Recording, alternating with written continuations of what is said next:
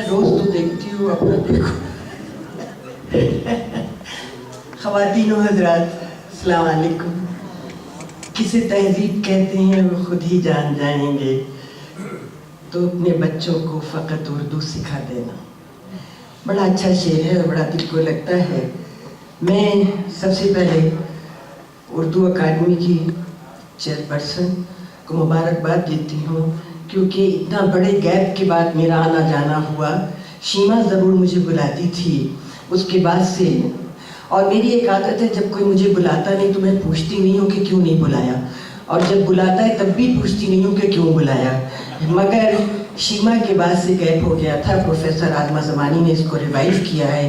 हालांकि रिजवान साहब और नसरीन से सलाम व दुआ बराबर होती रहती थी और मुलाकातें भी होती रहती हैं। तलफ़ुज़ खुदा सलामत रखे कुलसूम तलहा को, इन्होंने तो इसको एक ऑब्सेशन बना दिया है।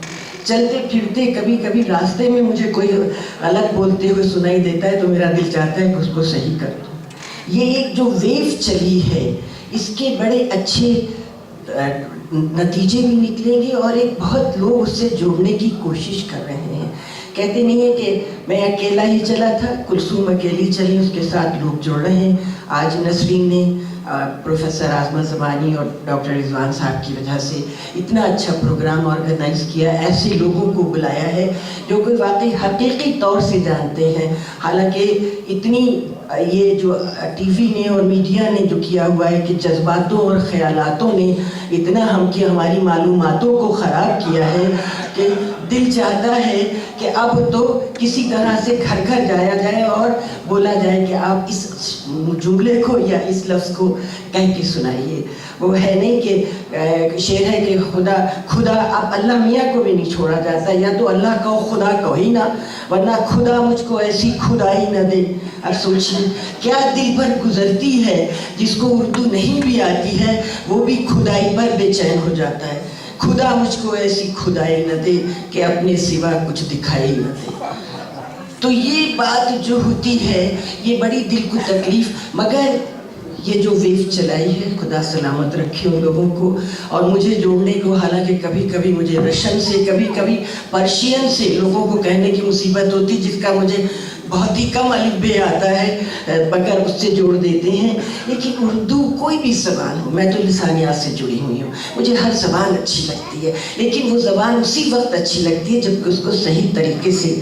आपको यकीन नहीं आएगा, हालांकि यहाँ उसको मत आजमाइएगा, जो उस्ताद बैठे हुए हैं, कमर साहब बैठे हैं और दूसरे लोग हैं, कि हम लोग जब रूसी सीख रहे थे मॉस्को में तो कुछ अल्फाज ऐसे, कुछ हरूफ ऐसे हैं जो बहुत मुश्किल से उसको कहा जा सकता है। तो हमें आईना दिया जाता था, आप यकीन नहीं करेंगे, ये मुझ पर गुजरी है। आईना दिया जाता था और टीचर मुंह में चम्मच रखते थे और उस चम्मच से ज़बान को दबा के बताया जाता था कि कौन सा हर्फ कहाँ से आप प्रोनाउंस करें और कौन सा कहाँ से करें। तो अब तो खैर मैं बिगड़ गई हूँ रशियन में, मगर कभी पहले बहुत अच्छी खासी बोल लेती थी। कहते थे कि लगता है कि कोई रूसी बोल रहा है, अब तो वो भी लंगड़ी हो गई है माशाल्लाह।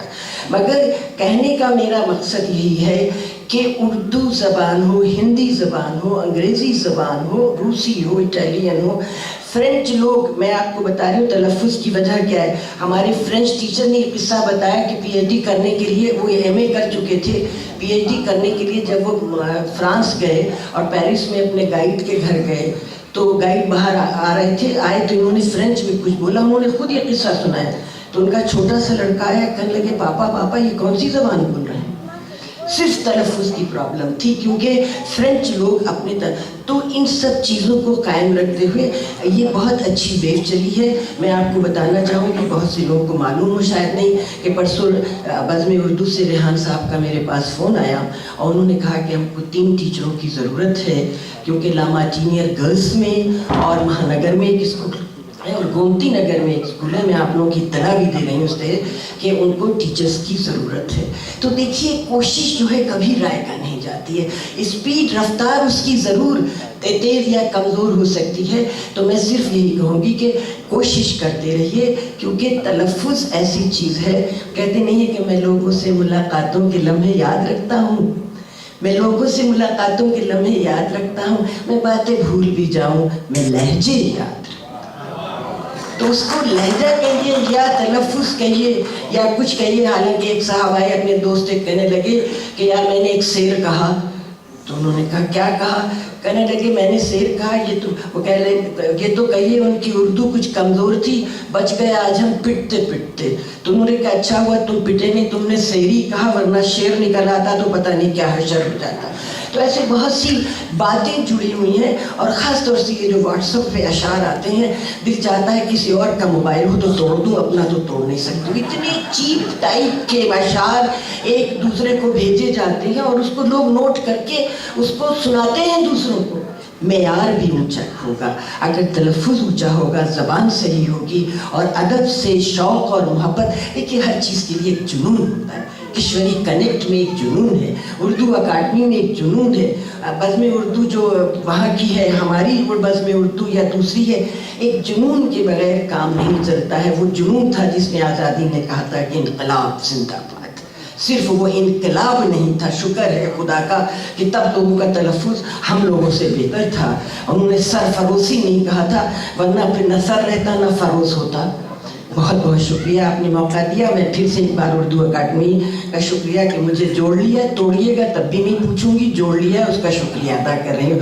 خدا حافظ, بہت بہت شکریہ.